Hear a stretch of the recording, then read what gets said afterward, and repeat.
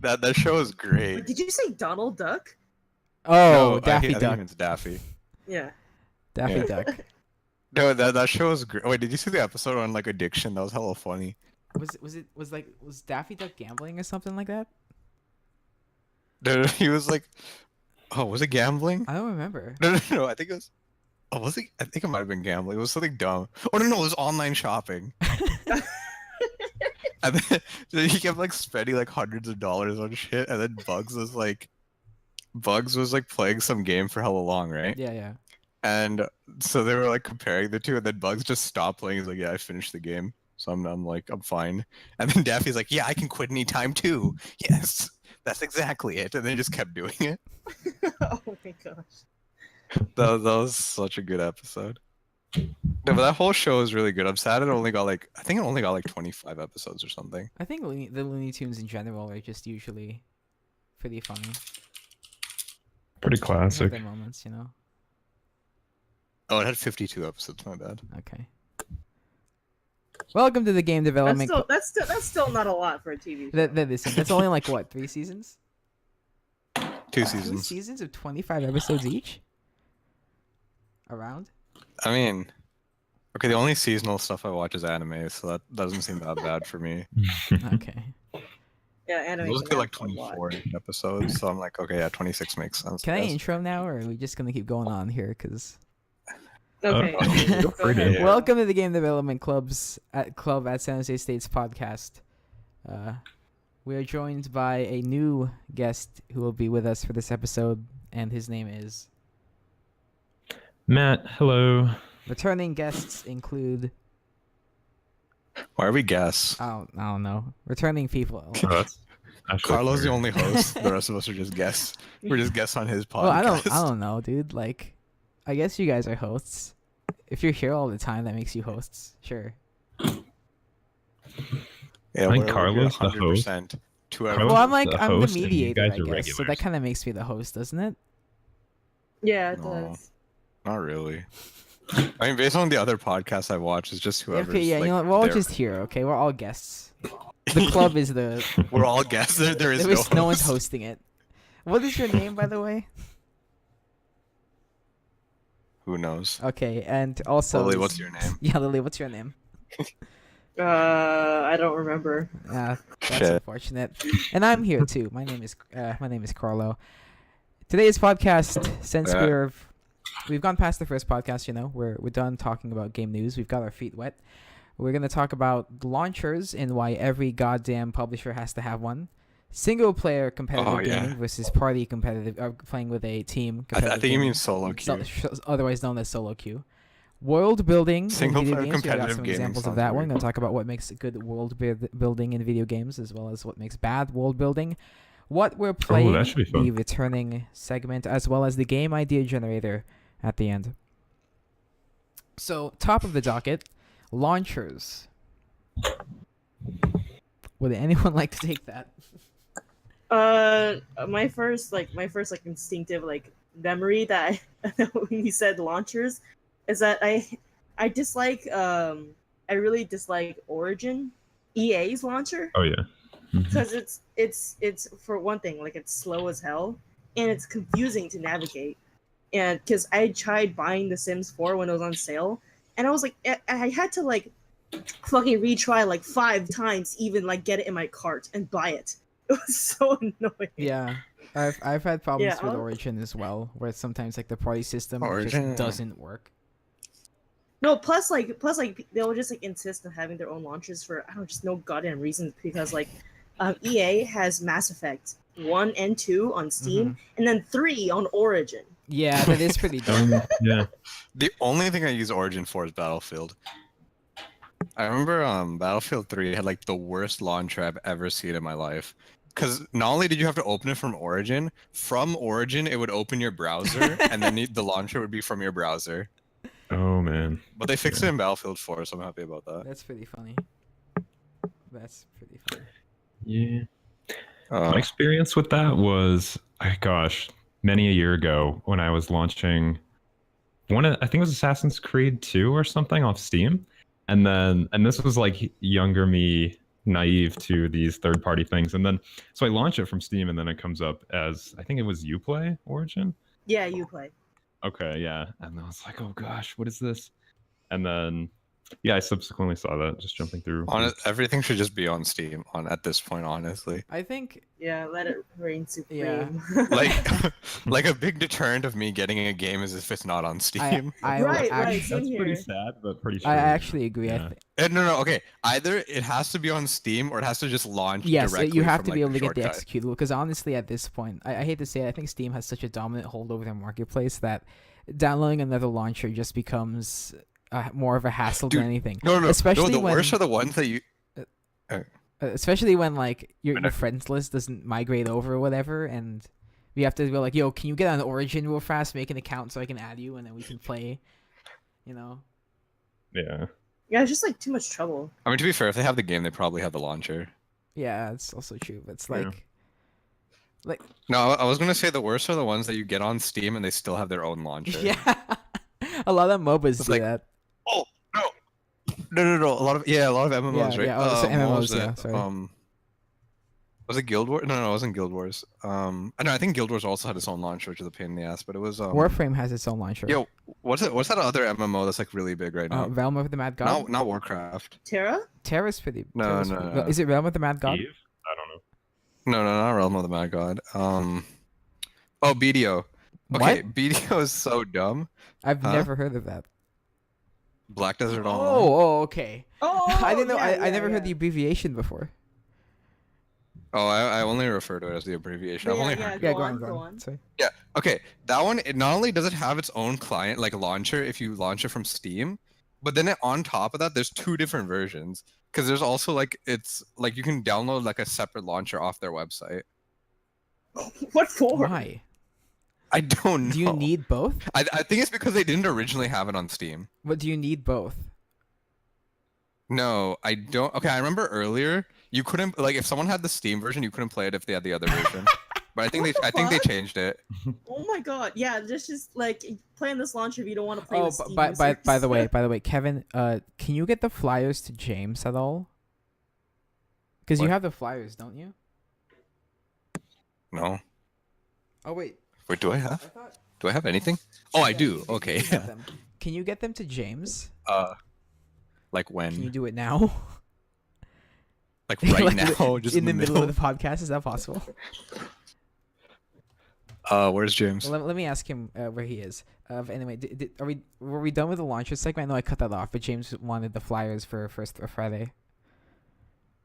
The only thing I would have to say is I heard that Discord was starting their own game store. I don't know if That they- is- Okay, I asked James where Oh, he okay. is. I'll go give it. to Yeah, Discord is just like this quick start thing that they're having for the main menu or whatever. Where they have the game menus, and now you can buy them now. Also, Twitch has its own launcher for its own games that you get from Twitch Oh, Prime as okay. well. So Yeah, I noticed that as well because if you have Twitch Prime, you can get like games for free and just launch it from the Twitch launcher. I feel like that's understandable. Like I get it. I mean, But- I think you and myself are a lot more forgiving because we're getting the games for free with Prime. So we're kind of like, okay, if you have to have a launcher for it, fine, I accept that because it's Yeah. free. Like I didn't spend any money for Yeah, this, so I don't. I mean, yeah, we don't technically feel did, all you that. know. Yeah, Yeah, well, yeah, you yeah. know,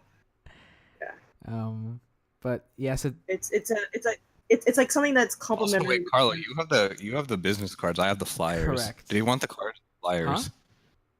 Do you want the cards or the I don't flyers? know what he wants. Okay, well, maybe you should ask him. Does he say Well, I'll cards? ask him. Doesn't he Hold on. have some? I do have all of them. I have the cards. Why the hell did we split them between us? We did like the gatekeeping thing. Well, like you must find both of the gatekeepers to open the portal. It's like a game in itself. Yeah, basically.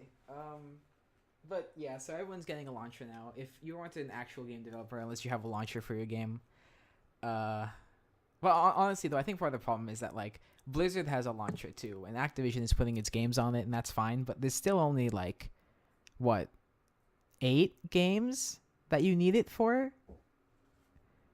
I get Origin and like the Uplay have like a store for other games, but who the heck goes to those stores for games? Yeah. Yeah. The only reason why I got Origin is because Sims 4 was like on sale like 90% off, so I had to get it. Yeah. it was like $5, and normally it's like I don't know how many, like $40, $60. So yeah, Okay. I would rant a lot more about The Sims, but we don't have a segment for that right now, so I will. We can talk up. We can have a segment for like biggest game failures we've and why they failed. Oh yeah, yeah. I'll put that in yeah, for I'll- next I'll be- week. Okay, so next segment here, solo queuing versus team queuing, I guess, in competitive gaming. Any competitive gaming, FYI. So I feel like what's the difference? It's, No, sorry, let me like summarize it first here. What is the Okay. difference between the two, and what makes them different? Okay, go, Lily. okay. So the main difference is that one's obviously like the first difference is that one's by yourself and the other's you're with friends, but the difference is that one of them is more convenient, one of them's less convenient, but has a higher chance of success. Does it have a high that chance makes of success though? I don't know. I think the latter one is more like a social experience, and then yeah, it's kind of variable I- if it's more successful. I get what you're saying, Lily. Like I think, but I don't necessarily think that you have a higher chance of winning just because the other people are also in the party, right? So it's not like they're solo. Well, okay. Now see, okay, that is part of the problem. Is it solo queue against a 5-stack or 6-stack in the case of Overwatch, or is it like teams against? I think because Kevin is the one that came up with this topic, and I think he went to go give his things to James, but I think the discussion was like a 5-stack versus a 5-stack, and just solo queuing randoms versus randoms. Mm-hmm. So what kind of conversation did you want to have? Well, no, it's just like what makes them different? Why are they different? And is it a better experience one way or the other? I think that depends on what kind of competitive player you are. Okay, so what does it depend on? Like if you're not very competitive and you just want to play the game, like the victory doesn't matter, then you could just go for solo queuing, just like But a random It's day. a competitive mode, so the victory always matters because you have a rank. Oh, competitive Yes, no, mode. this I is thought you strictly said competitive competitive. games. Yes. Yeah, I said competitive games, but No, yes, Like- all like competitive play. games. like quick players. Okay, yeah, yes, okay. Not didn't. quick okay, no. Let me define this. I mean the competitive mode in competitive games. Like All right, esports right, games. Like Okay. you're going into ranked. Ranked. That's the term I'm looking for. Right. So my answer is still pretty much the same. Like, if you have a team that you can communicate with and you're familiar with, you have a higher chance of succeeding than with people you don't know. I mean, that might be really good. That might be a lot better than your friends, but doesn't mean they'll be willing to work with you all the time. Yeah, honestly though, but like I think part of the fun for me with solo queuing is always that like, yo, I don't know who I'm gonna meet, because I think part of the charm of like even still today of the internet when it first came out and now is that you can just meet someone from like around the world who doesn't, like, some of them don't even speak English, and that's kind of a problem in the competitive game, but like it's it's still an experience, and like usually depending on the game you might get more toxic people than people that actually want to work together, especially when people are just like, look, I'm gonna do my own thing and then you guys just do whatever. Look, this is a team game, okay? It's a team game. You work with your team. Mm-hmm. Matt, you play Overwatch. Yeah, I used to play quite a bit last year, and the way the way it was broken down to me by my buddies who got me into it is, if you do solo queuing, you're pretty much going in there relying on and building your skills as a player, and yeah, everything you said, it could be pretty interesting, people that you run into, because it's a lot of random randos. But for like a team queue, then it becomes kind of a game of, it's not just your skill at like a first person shooter or skill at whatever genre, but it's also like how well you work together with your team. So it becomes like different skill set. That's what they told me about anyway. I think no, that does sound pretty accurate, honestly. I mean, part of the in CS:GO, I will mostly do solo queuing because it is definitely more convenient, like Lily was saying. But whenever it is a 5-stack, whenever it's like an organized team comp, it kind of feels more competitive because it's closer to what if you wanted to be a professional esports player. It's closer to the experience that you'd be expecting, where you can sort of rely on your teammates for support or call outs or what have you. Man, at least I shouldn't have sent Kevin away for like his segment, huh? Yeah, this is Kevin's This is like segment, 100% Kevin's segment. Maybe we'll come back to that because I'm very certain that enough of us here can kind of hold down the next segment. We'll probably go back to that one. Is world building. Oh yeah. So Matt, do you have a game that you'd like to bring up here? Oh man. Kind of. Let's see. Especially during my time at San Jose State, and I was making lots of games. But let's see. I kind of had this phase, and Kevin went through it too, where we kind of collected our games, and we not the two of us together, but we collected our games that we'd been developing, and then kind of put them in the same universe, which is kind of an interesting experience because you get more content in one universe, and it helps world building that way. So let's see. It's funny because I built games for so long, and none particularly stand out. Wait, did either of you actually complete a game that was in that universe? Because I know Kevin's still working on his. Kevin's still working on his. I drew up a lot of different plans. I feel like I must have completed one or two. It's been a while.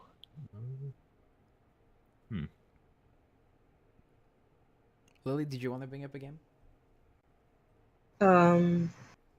Like, what do you mean by world building? Like, what do you mean specifically? Making a believable environment for the player to inhabit. Thank you. Okay, maybe I should go. I should go first. The example that I want to build up that I've been playing ad nauseum recently is Breath of the Wild. A lot of it is a lot of the story isn't really spoon fed to you. It plays a lot like the original Legend of Zelda on the NES and not really Link to the Past. Link to the Past, the story was a little bit more linear in that sense, or traditionally linear. And what happens in Breath of the Wild is that you sort of have you sort of have like these memories that sort of collect, and it kind of goes backwards where you're at the end and you're learning what happened before, but you get a lot of subtle cues from what exactly happened from both the music and the atmosphere, where you'll sort of go through. I'm not going to go too far into like the world. I'll start I'll only spoil things in like the beginning area because everyone's seen it. On the Great Plateau with the Temple of Time, where the whole thing is like decrepit and collapsing with moss growing on everything. That kind of shows you that this is forgotten. And then you have the ruins toward the edge of the Great Plateau with the collapsed guardians, where they're crawling over the ruins. They're sort of in attack position. One of them is still targeting you. Even the fact that one of the guardians is in there, one of the guardians in the ruins area is still alive and targets you as soon as you get there, tells you, okay, these things are dangerous. What kind of happens there? It's subtle hints like that make the world feel not only a lot more alive, but feel like there's a much deeper story that's happening. And there's a lot of that in Breath of the Wild that. I mean, I know the game is like over a year old at this point, but there are a lot of spaces in Breath of the Wild where that kind of world building happens. Mm-hmm. Yeah, and if we want to talk about Legend of Zelda, because I think it's a good example of world building in the sense that I grew up with it, and it was my favorite game, Ocarina of Time, in particular. And when you're a little kid and you're playing games and it's more of just like the quick action, the experience. But I think everyone has like a game out there that they really get attached to. And for me, it was Legend of Zelda. And so I remember I ran through Ocarina of Time at 6 or 7 years old. And I kind of, at that time, I had only gotten to the Water Temple. And because I used to go to my neighbor's house and just play on his N64. But I I just fell in love with like the story and the background and that kind of stuff, and it was my first exposure to kind of like a medieval sort of a world. And so, um, getting really into that game got me into the Legend of Zelda series. And then, so when I progressed onto, I got the GBA remake of A Link to the Past, and in the intro story, when you turn on the game and then it boots up like the start menu, it talks about all these events that kind of happen before the story starts about this great war that in the Legend of Zelda universe it's called the Imprisoning War, but it's not. It's interesting from like a world building perspective because it's not something that you ever really play through in one of the Zelda games, but because it exists in the lore, you kind of see those connections that exist in A Link to the Past, but also are reflected heavily in Ocarina of Time. Actually, like the Seven Sages, like they're recurring themes in Legend of Zelda. Seven Sages, the different races, Yeah. magic. So yeah. I mean, the other thing that I quickly wanted to bring up before I ask Lily about Skyrim, because I'm sure she can talk about that. Well, Hello. I mean, I I'm said, back. I said, Too well to the segment. yeah. I have one more thing about Zelda before we move on to Skyrim. Was in one of the areas, the music plays a very important role where it's familiar. Well, when you first enter it, very familiar Zelda music plays, where it's kind of upbeat and triumphant because it's kind of toward the end. But then when you get inside it's the castle. It's obviously the castle. When you get to the final area, like the music's triumphant, because you're approaching the final boss, right? But then when you go inside the castle, it's the music shifts and it's a lot sadder, and you actually hear, because outside it plays the traditional Legend of Zelda Heroes theme, the da da da da da da da, like that, and it remixes it in with the castle theme. But then when you get inside, the brass winds, or the brass stops, and then the wind, and then it's just the wind, so the music's calmer and kind of sad. And then instead of mixing in the hero's theme, it mixes in Zelda's lullaby, and the tone shift there kind of tells you the castle, this booming castle that used to have guards and people running around it, is dead. Everyone just died 100 years ago, and all that's left inside are the monsters and everything. So that tone shift really hit me, especially since I mean, I'm sure, like Matt, you played Ocarina of Time. Like Zelda's Lullaby is such a huge part of it. Like it's the song that. What is Zelda's Lullaby? Definitely, yeah. God. That was my lullaby when I was. I forgot what the song did, but it's such a huge part of the series. Yeah, I almost don't want to do it in fear that I'm actually gonna screw up Epona's song with it, but it's like dun, dun, dun, dun. Yeah. Okay. So Lily, Skyrim. Yeah. What's world building like in Skyrim? Wait, before you get to that, what did I miss? Okay. We We missed your section. yeah, Kevin. we're gonna go back to it. What But section? Lily, what's Skyrim? Tell us about Skyrim's world building. Okay, so it's actually a little bit difficult to say because Skyrim was a fifth game in a long series, and Skyrim became, and like the Elder Scrolls series only became popular to the mainstream after Skyrim came out. So a lot of the world had already been built to fans who had already been playing the Elder Scrolls series, and people, and like when you go into Skyrim for the first time, I've seen this mentioned a lot, but like Skyrim's intro is not one of the best video game intros. In fact, it's pretty bad because the game was intended for returning fans, but because like it name drops you pretty hard in the intro. And like because when I was first playing it, I was like, what the fuck are these people talking about? Like, but like you learn as you go on if you really want to make the effort. But I guess the story's not going to make sense to you if you don't really pay attention.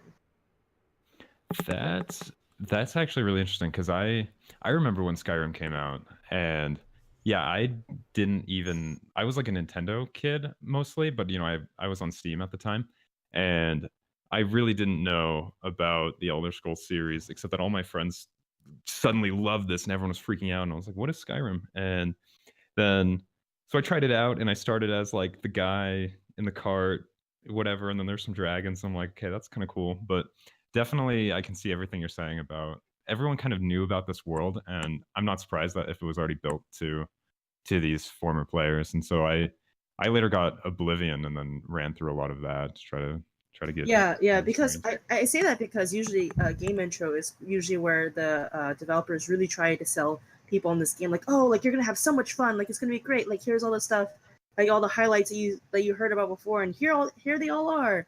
But and that's when like they'll dazzle you with like the amazing graphics and things like that.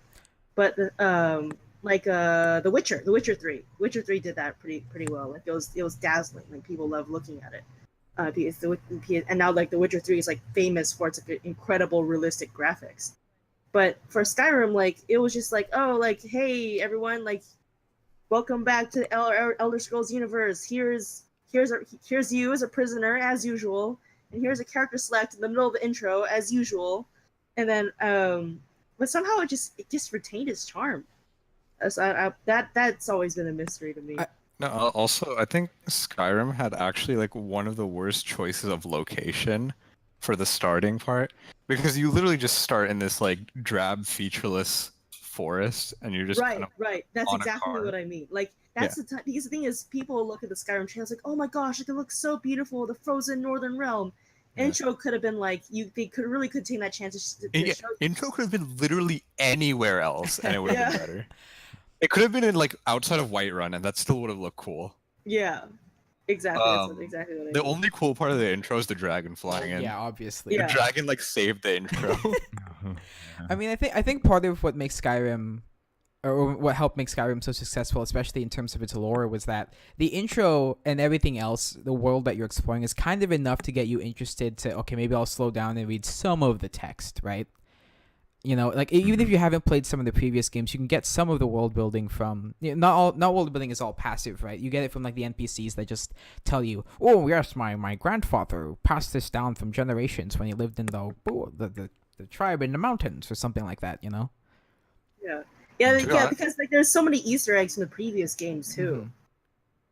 To be honest, I feel like if I actually knew the Skyrim lore, I wouldn't enjoy the game half as much. What makes you say that?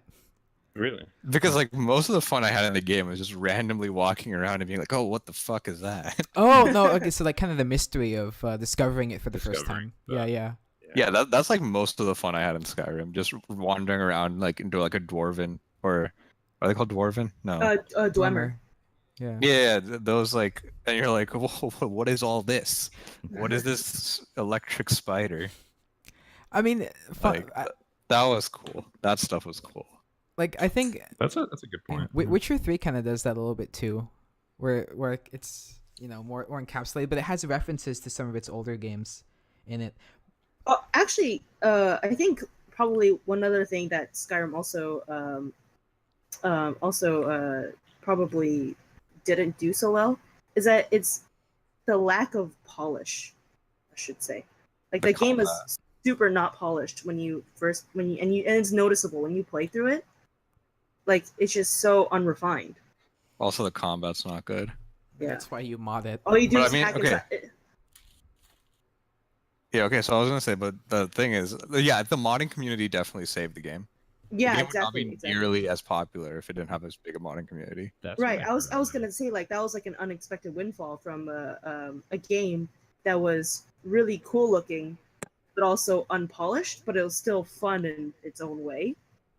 So like that led to cultivating like people who are passionate enough to save this game with mods. No, okay, honestly, I feel like every game could just benefit from like releasing like, or I guess not really, like you know how the Elder Scrolls released like just enough of the engine so that people could mod it. Mm-hmm. Yeah, if every game did that, there would be a lot better games. I agree. Yeah, I know. And a lot more different games too. Like, Hollow Knight. Hollow Knight with mods would be nuts. A lot of games with mods would be amazing. Okay, that's going on next week's docket. Games we want to have mod support for. The next week, just games that need mod support. Yes, that's on the docket, along with fantastic failures from gaming history. Okay. Okay, so I think now that Kevin's here, we can kind of go. Well, I'm sorry. Were we done with world building? Did anyone have anything else to say? I wanted to. I actually yeah. didn't want to talk about Skyrim. Oh, I wanted to talk Go about. ahead. I wanted to talk about Chrono Trigger. Okay. Oh yeah, that's an old Yeah, one. RPGs. Yeah. Chrono yeah. Trigger. So okay, so a little bit of backstory. Both my brother and I own Nintendo DSs, and we always ask their parents like, "Oh, buy me this DS game." And then my dad, he was finally like, "Okay, I got you this illegal Ace card from China." And Oh, the one with I'm like gonna 1,000 games on it. Yes, that's what he did. So you just ask me to download games for you, and I will do it. And my brother and I just looked at each other. We're like, "Oh, okay." The thing is, like, being cheap, Chinese bootleg products, they broke in like half a year. But that was when I encountered Chrono Trigger for the first time, and it was actually like the world just like enchanted me. Like because the thing is like because it's hard to build a world as it is, but to create 3 different times, because you travel through time in this game, like to travel the past, the future, and the present, and interact with all 3 time zones. I feel like that was a feat in world building. No, yeah, I agree. Definitely. I mean, Wait, have you played the second Prince of Persia game? I think it was Warrior Within. I haven't. Okay, because that does this, like you were talking about multiple time periods. That does like the same thing. Because you can literally just go through the map on like the past and the future Honestly, I and the think present. And I think Chrono Trigger was kind of I'm not gonna say the first. I think it was one of the first games that had time travel, and it certainly was one of the games that made it popular, especially because Prince of Persia did it, Ocarina of Time did it. You know, like a lot of like the time travel mechanic in games is so interesting because it gives you a lot of history. Like it gives you a lot of unknown history to the player. wait, but like how big was time travel in Chrono Trigger? Because I know in like Huge. the Sands of Time series, Chrono is in the Huge. yeah, I was name. gonna say that in the Sands of Time series, it's like basically a core mechanic. Because like one of the core mechanics Yeah, is it is a rewinding core time when mechanic you in Chrono die. Trigger as well, because like literally like, and also the interesting thing that I found really cool in Chrono Trigger is that things you did in the past would actually have an effect on the future Yeah. and present. I remember. Yeah. It was really cool Yeah. because is you would pretty have because I think Chrono Trigger was a JRPG, Yes. and it was actually attempting a lot of things that JRPGs like did not have at the time. Like it was like if you compare with other JRPG games, like it was just really strange and out of place. But it was attempting a lot of things that JRPGs had never tried before. And basically like I'll give you like an example of the time travel, how it affects it. So you have, so in the future you pick up this party member who's a robot, like a and Quick you, question: like, what did you give name it- the robot? I named it Proto. Okay, continue. Okay. So and it was and like there's an option, there's like little side quests that you can do when you have like full access to past, future, and present. There in the past, there's this one lady who's in the middle of in the middle of a desert trying to save the region from becoming a total desert, and like had like a little tiny like little forest patch in the center. The thing is, you could leave the robot party member there to assist her, and like it assists her for like 200 years, because robots don't really age as we understand age, but and you can pick him up in the present, and like based on you leaving him there to help her cultivate her forest, there's no longer a desert in the present, it's a forest there.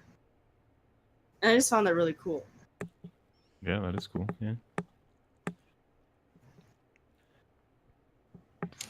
I was gonna say in the Prince of Persia series, like that sounds more like a big effect of like causality, of like doing something in past and present. I think Prince of Persia, you straight up like just manipulate. Like you can speed up time, you can rewind time, like in combat. So it's part of the combat system. Damn. So that was pretty cool. Okay. That was actually like, I remember when I first saw. I think no, my dad was a big fan of it. So when I first saw him playing, I was like, whoa, wall running. No, the coolest part was like I remember you could like freeze enemies in time and then just kill them while they're frozen. Like that kind of stuff was really cool. That's a JoJo reference. No, I'm joking. Yeah, basically. No, but no, it wasn't. It was like you stabbed them with your like time dagger, and then they froze. Your time Yeah, I was dagger. gonna say your time I forgot what it was dagger. called. It was literally just a dagger that had the sands in it, so you could like you use Oh. that to manipulate time. Interesting. Hmm. And But then I just, remember like I just find that's an interesting mechanic. You have to stab someone to stop them in time. no, not only that, like you could also just straight up. Okay, so basically, I think the plotline was he unleashed like the sands of time, right, and turned everyone to like these zombies. And then like if you like knock them down, you could just like drain the sand out of them. So like, you would knock them down, just stab them in the face with a dagger, and then that would like give you more sand, which you could use to like rewind forward, stuff like that. That was really cool. That's a game. The Prince of Persia series had pretty good world building. But like looking back on it, the gameplay was like in the first game it was like okay. Second game the combat was really good, and I haven't played the third one yet. Okay. Yeah. Yeah. Anything else on the docket? We're actually there is. We're gonna go back to single player solo queuing and party queuing so that Kevin can say his piece. So Kevin, go ahead. Okay. Might be. But okay, the thing is, I don't know if like, do you guys play any competitive games Yes, that or but like follow any we esports? didn't really cover it too in depth because I don't think really any of us really had too much of a strong opinion on it either way. Okay, no, because I was gonna just talk about like, if you solo queue a game versus like playing it on a team, like an organized team, you actually start to realize like how massive a difference there is in play style. Like it's basically you're playing like an entirely different game almost. Yeah, yeah, of course. Yeah, because I know at least in League, team play revolves a lot around macro play. But in solo queue, if you get a bunch of kills, you will win the game like most of the time. But in team play, you actually have to like strategize a lot. So I Yeah, always in random quick play, it just feels like Team Fortress 2 all over again. yeah. But the thing is, what I loved about old Team Fortress 2 before they like really like cleaned up their servers was that you could have you have people like managing their own servers, and so you could have massive servers of like 32 players, like a 32 player match where it was a team of 16 facing off a team of 16. Comparing that to Overwatch, which has 12 players in a server and has a 6v6 game. And so you just have in a normal Team Fortress 2 match, you'd have maybe about 3 or 4 people actually completing the objective, and the rest were just like messing around. Yeah, you would have like 4 pyros. Like there'd be like 8 spies on the map. Like it would be insane. It'd be so much exactly. fun. Like, What and an interesting. Yeah, oh, sorry, and all the snipers would just be having sniper duels with each other, not shooting. Yeah. I was gonna say an interesting thing about competitive team games is that they made the word like solo queue player into like an insult, or at least in League. Yeah, no, yes. Which seems really weird because you are complimenting the person, but at the same time insulting them. Yeah. Like if someone's like in Challenger, but they're not in the LCS, I'll be like, yeah, he's just a solo queue player. Like that is both a compliment and an insult, which seems very weird. I think it's because like when you say solo queue, it kind of implies that person's unreliable on a team. Yes, because it either means they don't have friends, right, or they or what Lily was saying, they can't work with a team necessarily. But that obviously isn't necessarily true. But it's usually the generalization. Well, I mean, okay, the friends part isn't really because usually when they say teams, they mean like on a competitive team. So that would be something that would be scouted for. Yeah. So no, but then I don't know. It feels weird because it feels like in esports, there's a lot of compliments that are actually just insults. Mm-hmm. Like, I think KDA player is another one.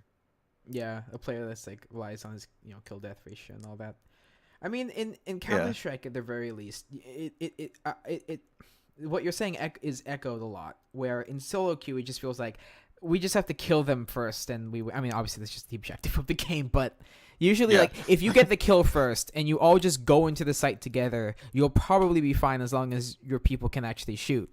When I'm with friends, it's kind of like it's not just go in. It's we're timing it. We're pushing at this time. You're gonna flash me out. I'm gonna peek this angle. You like it feels very different and more coordinated. Yeah, I feel like the thing is like in solo queue, you don't actually have strategy. Like there is no strategy in solo queue. It's basically whoever can carry their team better. Yeah, you just whoever sucks less. Yeah. I feel like that's the thing with solo queues. It's whichever team sucks less wins. So, but in competitive play, like well, I mean, I haven't really played in like any tournaments or anything, but I play fives with my friends. The the interesting thing is you actually have to all adopt the same play style. Like play style actually matters in competitive because if you guys aren't all on the same page and the other team is, you will just even if you guys are like mechanically better, you will just get outplayed. Yeah, Because the because other team is because actually the like thing on the is same. in competitive, people are playing for higher stakes, so they actually make an effort to complete the objective. No, I mean even when it's not stakes, like I know like League just has like a rank queue where you can just play with 5 people. So that's I mean it's not really high stakes. I mean it's ranked, but it's not that high stakes. But people like still are pretty organized in that.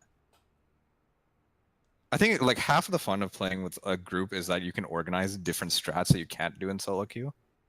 Yeah, because I can't imagine like asking my team of randos to go, hey guys, like let's do this and this because I might just go like fuck you and then do their own thing. Yeah, exactly. There- no, but that's the problem. Like, you have people on your team that do that too. Because okay, at least I think I was talking to Carlo about this earlier. Like they're like people I play with sometimes they don't really they play like it's solo queue, but they expect like the way they play it is they expect everyone to play like them instead of like trying to play as a team. Yeah, So I have a lot of experience with Mercy, right? Because a lot of the yeah. times when I was playing Overwatch, no one would pick healer, and me being the nice person, I'd be like, oh, fine, I'll be Mercy, kill Yeah. everyone. But the thing is, like, I remember this one game I was playing with this very enthusiastic, should I say, and unfortunately enthusiastic Genji. And every time his ultimate was ready, he's like, okay, Mercy, pocket me, and he'd go in without me saying okay. Like he just expected me to follow his orders. Yeah, I feel like when you play with a team, a lot of the times people aren't figuring out what they can do to help the team. It's more like what will the team do to help me, Yeah. which is it's kind of annoying. No, I think okay, this might be a league specific problem. I'm pretty sure this is an issue in CS:GO, but those people who only play like 1 or 2 champions, those guys are the worst. Wait. You mean people who one trick? Well, okay, no, in league, even if you play like 2 champions, it's still pretty bad. In But, yeah, it's like the equivalent of one tricking. I'm pretty sure that's not a problem in CS:GO. it can depend. I mean, depending on where you are in the ranking, you can sometimes have the person I just buy SMGs and rush B. That can happen. If someone is I main op, that can kind of be a problem because the op is one of the most expensive viable guns in the game, and It's not the yeah, most expensive. yeah, and if they can't, Yeah. well, technically, I think one of the heavy machine guns is the most expensive. No one buys that, but I think Oh, I okay. think that what will happen is it's easy. Usually, if we're not winning and we can't get him the op, he's just gonna suck with the rifle. So one tricking kind of exists in CS:GO, but it isn't as big of a problem. But I never understood that because the op takes more aim than a rifle. I don't just like. I feel like if you can play with an op, you should be able to play with a rifle. Some people don't know how to handle the spray of the AK. Like they'll rely on flicking alone. Oh, okay, I see.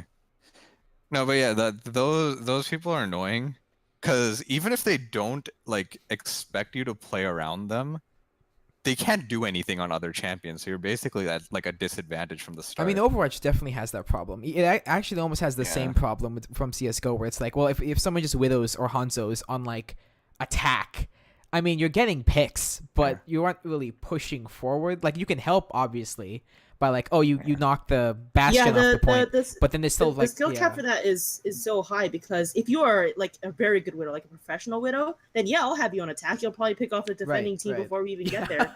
But but you know, it's such a hard thing to achieve in the first place. No, I think okay. No, I don't know if it'll be. All right, would it be worse or better for Overwatch? Because there's only like what 16 champions for Overwatch.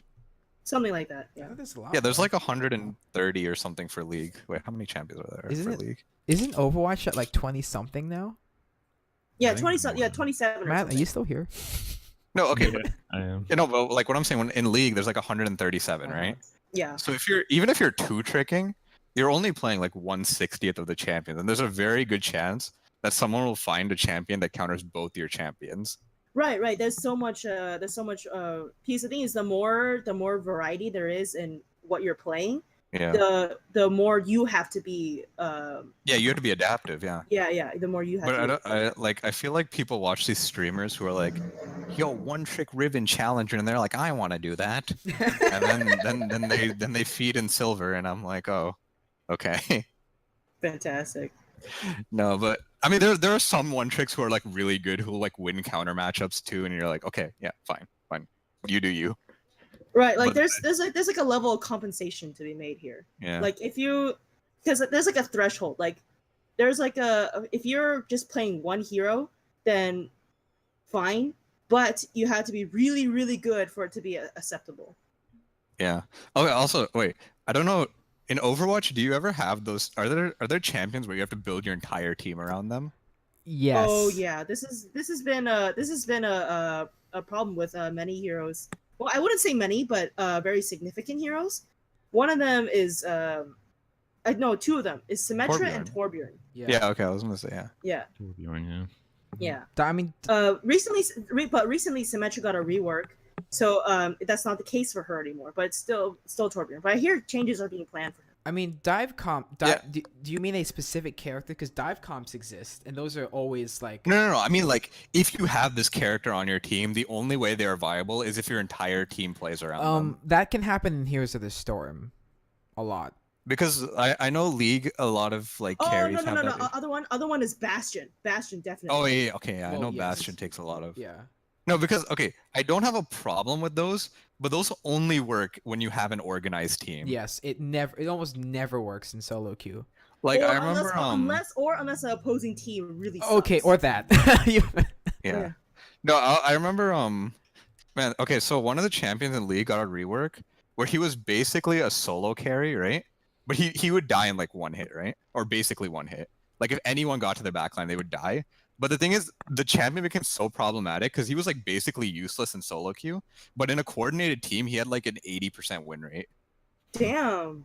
So it was like pretty. It was probably higher than 80. It was like the meme was if you had the champion, you won the game. That actually happens in the Heroes of the Storm. Even to this day with Genji, since he came out, he's awful in solo queue. Because it's the same thing in Overwatch. If the healer and the team is not behind the Genji when he dives, he just dies, and then you're at a disadvantage and you just can't go in anymore. But in competitive, where everyone's on the same page and the Genji goes, "I'm gonna dive in," and the team dives in with him, he just destroys everything.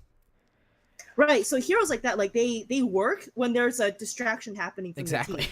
I don't think that's a good design though, honestly. Because the thing is, you can make him work in solo queue, but it's a much lower chance of. Of that getting successful. His whole role is just picking off low players, basically. Yeah, his role is destroying the back and poking in Heroes of the Storm. Oh wait, actually wait, no, I just remembered. Wait, okay, so I said that champion was bad in solo queue. I forgot. No, that champion was insane in solo queue too. The champion was just broken in general. I forgot. Oh, well, okay then. Yeah, I imagine with over 100 heroes. Okay, for anyone listening, I'm referring to when Kog'Maw was reworked and he could get 5 attack speed. So if you don't know what I'm talking about, just look that up because that was like one of the most insane champions in League. And then they reverted his rework because they were like, okay, we messed up. If it's the thing is like, I don't blame the League dev team because balancing over 100 heroes sounds like insane. A monumental task. Okay, yeah. The problem people have with the League dev team is that they do things that are really stupid. Like that everyone knows like this is not going to help anything. Like oh man, I have to go into specifics, but so like I think it was 5 patches ago. So I think I was telling this to Carlo. So my main role is ADC, right? And like 5 patches ago, they basically removed every ADC from the game. Like they made them so weak that none of them were viable. Or like 3 of them were viable. And then like every ADC player was like, what the fuck do I do now? Like one guy went from like rank 3, like number 3 in NA. I think he dropped to Masters, which is like below 200. So then yeah, it was pretty bad and they like slowly fixed it. But a lot of the issue people have with Riot's devs are that they do like ridiculous changes without actually like thinking of any implications, and then they have to go back and slowly fix it. So it ends up messing up the game state for like a long time. Yeah, that's a shame. Also, since it's like bi-weekly patches, the chance that they mess something up is very high. Okay. I can't like I can't imagine like yeah, I don't know. If you're a developer on League of Legends, you already got so many problems like piled up. Like where do you even start? It's Okay. really hard. I don't. Okay, so the thing is, Riot tends to Because balance. the thing is to be to develop a competitive game, you have to be really careful not to make changes in bias of any kinds of any types of your players. You know. Oh, Riot doesn't care about that. Oh. Riot does not care about. They just. Okay. I guess they kind of care, but at the same time, they kind of just throw around changes just for the sake of changing things and then see how it works out later, which is kind of annoying. But sometimes So it works. they don't have anything like a PTR then. They do, but no one uses it. No. The only time people ever use PBE, which is like the equivalent of PTR, is when a new champion comes out and everyone's like, "Yo, I want to play that champion." That's the Yeah. only time people use it. Which is like kind of bad because I feel like if people used it more, they would get feedback. But Riot doesn't actually like. It seems like Riot doesn't listen to the feedback that people who like the few people who use it give, because they like you'll see a champion that's like ridiculously broken in PBE, like they got reworked or buffed or something, and everyone on PBE is like, "Wait, this is nuts! Do not release this live."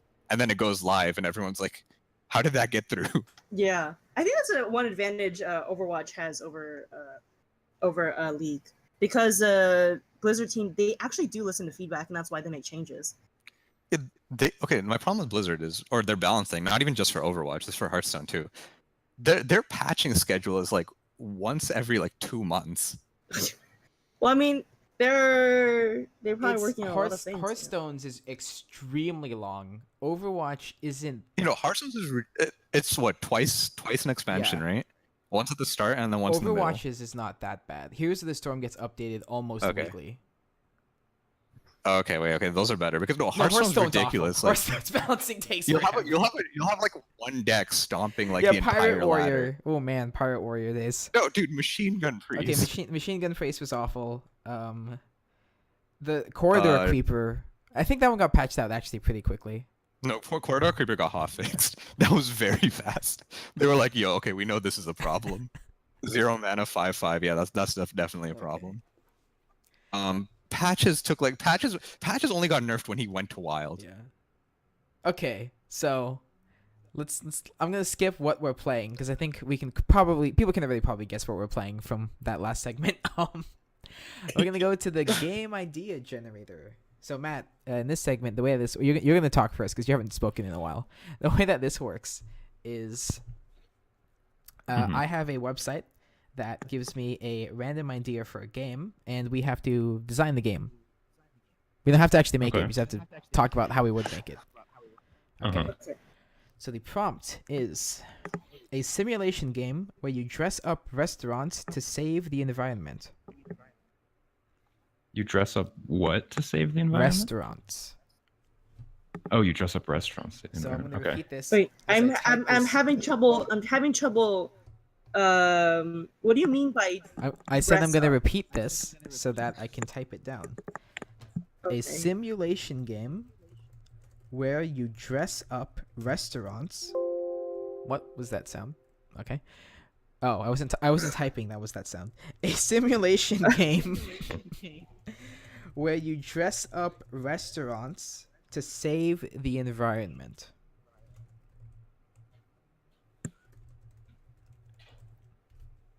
That's the prompt. Matt, what's your idea? Okay. So the confusion I have is, so you're dressing up restaurants. Is that just like cosmetically Okay, you see, the thing is, the storefront, website or- literally just has that sentence on it with a black background. So, Okay, I guess that means it's free to Yes. interpretation. Okay.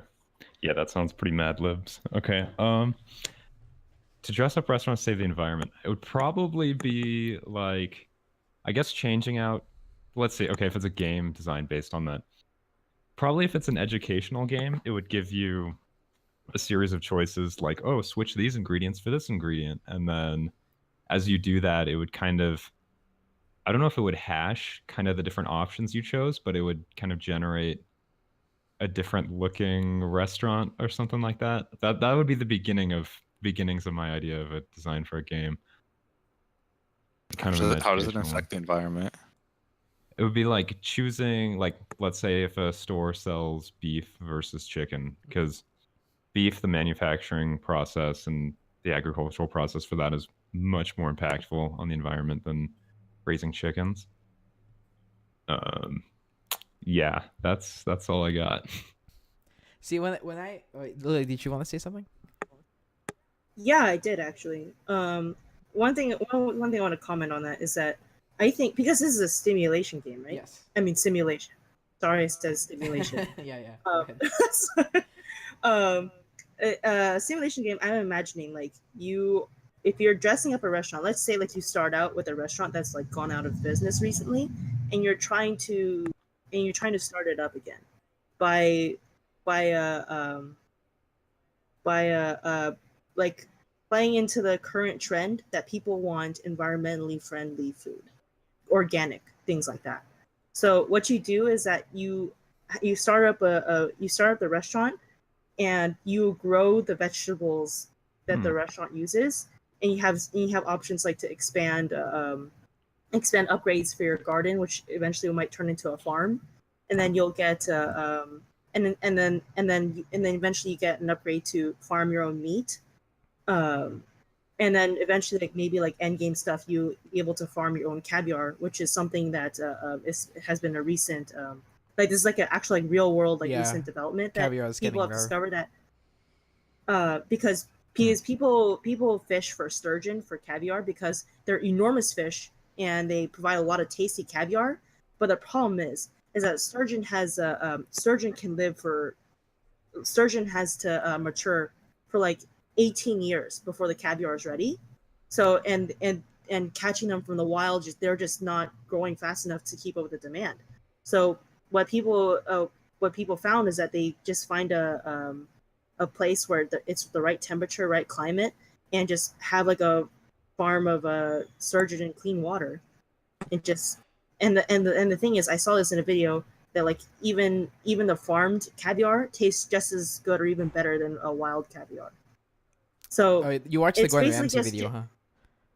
Yeah, I did. So basically my idea is that like for dressing it up to save the environment, basically you just have a simulation of a restaurant that's serving organic foods, and like you have like farms and whatever producing those ingredients and serving them customers. Man, that's Well, damn. that's like way better. Oh, My idea when I read that was I took dress up very literally, and I actually imagined like those like cartoon houses that have like legs and like arms and stuff. I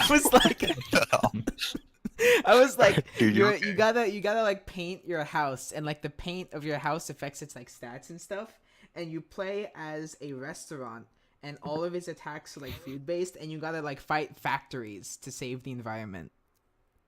There's actually a game like that on the Android and Google Play right now, where basically you have a restaurant game, but also a JRPG fighting game where all your characters are human personifications of different dishes. I think I saw an ad for that on YouTube actually. Yeah. No, okay, I got it. What if it's like one of those business games, right? So you start off as like this, like you have like a small farm, and then you're selling food off that, right? And then you slowly get bigger and bigger, and then you have to choose different sources where you get your food from, and like how they treat the animals and grow the plants and stuff, right? Like what chemicals they use, and then some will be cheaper than others. Okay. But then Then they'll have a bigger environmental impact. Yeah, So you could have three options coming to mind, which would be like you either buy local or you buy from some place in the state or country or whatever, and then you can just buy this like really questionable stuff from Or no, you could grow your own beef and you determine the conditions that the cattle Yeah, are like in. you have There like you go. you start researching lab grown beef and stuff. Yeah. No, so it turns into like this moral dilemma too about maximizing profits versus environmental impact. Wait. Yeah, What there's does this have to actually a do game with like dress that. up restaurants though? Where does that come into play? It's No, I mean like there's actually a game like that. It's called the McDonald's game, but I think they actually changed the name of the game because of lawsuits. But basically, you manage a McDonald's location, and basically you have different choices of like whether to put like industrial waste in a beef cattle feed to increase Excuse the amount me? of feed that you have, or bulldoze rainforests to grow more soy for your cows to have more cow fields, or you can mistreat your workers, you can bribe politicians and things like that. And so I saw that game and I played it and I was like, wow, okay. And then McDonald's sued the developers of the game saying that, hey, we don't do this shit. Take it down. I mean, So, to be so fair, that does sound very slanderous. Yeah. Just a yeah, little but the bit. thing is, they finally agreed on just changing the name of the game to just like fast food game or whatever. Okay. Wait, okay, so the dress up part, right? Like when you choose it, it changes the look of your restaurant too. Yeah, You're dressing up okay. your restaurant with each choice. That's originally what I was thinking, but I got a better idea. Would be see kind of what Lily and Kevin are saying is like you make all these choices, but then one of the conflict in the game is that you have like a health inspector come through or something or some kind of I don't know green inspector, Yeah. and then you can make this other moral dilemma where you try to like greenwash your store and make it advertise like a certain way, but then you have to like be careful with how much you do that as well as like actually making it like organic, local, etc., etc. And then Or you can just kill the health inspector. yeah, maybe that's an Just make option, it but- straight from SpongeBob. We killed Oh, yeah. inspector. Yeah, Oh, that what if episode's so what if like you have to, in this game like you might have to deal with accidental gentrification too. What's Oh, gentrification? it's, That's it's like yeah, neighborhood it's a scale. neighborhood thing. Oh no, but maybe like your restaurant. No, that's like another like stat you have to keep track of. If your restaurant becomes too hipster, then they start gentrifying everything around the restaurant, and then your Yeah, because the thing is the depopulate, trend your of like having like serving customers. organic food and stuff like that is a very, and the thing is like, and things like, and before you were a restaurant that sold cheap food, right? So what if the Yeah. neighborhood around you like cannot afford your like sustainable food anymore? But- It's just you're back to square one. Oh, and then you can open up multiple chains in different Oh areas. snap! And then it expands like the spores, and then you have to do So, restaurant so not only is management. it an environmental simulator, it's an economic simulator too. Yeah, but like because gentrification is also a real problem that else is kind of connected to environmental issues. Yeah. Oh, 'Cause- and then it can be a political issue too, where people start like boycotting your restaurant if you make too many like shady decisions. Yeah, the exploitation of the neighborhood Yeah. around you. Or but you can try to cover it all up too. Oh, snap. So if no one finds out, they won't protest. And then there's like an email leak that randomly happens, and then Yeah, it's like just random chances, yeah. and then people start protesting, okay. and you have to like give public statements and stuff. Like no. Oh man, you have to like choose from a list of like preset phrases, and then combine all of them to make like a public statement, and that affects your I guess yeah, your I've seen reputation. I've seen that kind of mechanic before. It's actually pretty funny. Well, I mean, not funny, but like Interesting. yeah, interesting. Okay. Yeah, it reminds me of this one political, like I think it was like an election game. It was hella funny. It was, It was literally you just run. campaign 2016. Was that what it was called? I'm pretty sure it was 2016. Wait. There's a game called Democracy, which is like a purely political I game. think. Like the whole game is like a UI, Yeah, I think I saw that. different options. Yeah. Okay. Wait, no, I'm trying to think of what the game. Well, hopefully you come up with it soon here, because we're probably gonna outro, because this podcast has been going on for quite some time already. Oh, wait, No, wait, no, hold we're on. having Oh, fun. the No, political machine. Oh yeah, That's what it was Political called. Machine 2016. There it is. No, Yeah, my I brother got used the to play that. 2008. That's Political Machine 2008. Oh, that's so long That was a ago. while ago. Yeah, that's the one I played. I played that game a ton. Okay. Thank you all for listening. Hope you've enjoyed the podcast. This is we're signing off now. I don't know how to outro. Yep. Yo, Bye, nice. everyone. Okay, bye. See you on the flip side, y'all. Flip side. So are you done? Now we are.